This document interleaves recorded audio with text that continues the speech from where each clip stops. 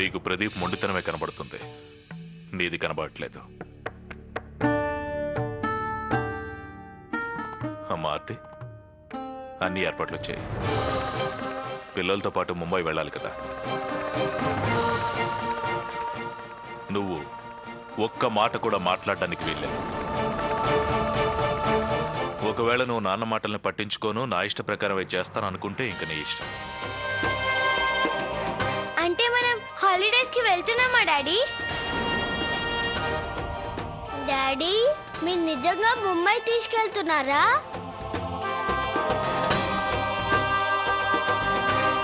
అవును బాబు,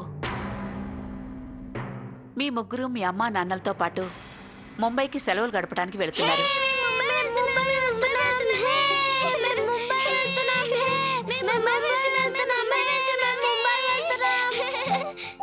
అన్నయ్య, నువ్వు నాన్న మాట కాదనవని నాకు తెలుసు. అందుకనే ముందే నెట్లో టికెట్స్ బుక్ చేయించాను. త్వరగా బయలుదేరండి, ఇంకొక అరగంటలో మీకు ఫ్లైట్ ఉంది. నువ్వు నీ మనసుకు నచ్చింది చేసేసావుగా. నీకు తెలుసుగా నేను నాన్నగారి మాటని కాదనని. మరి నన్నేం చేయమంటావు అన్నయ్య? చెప్పు. నువ్వే చూడు, పిల్లలు ఎంత హ్యాపీగా ఉన్నారో.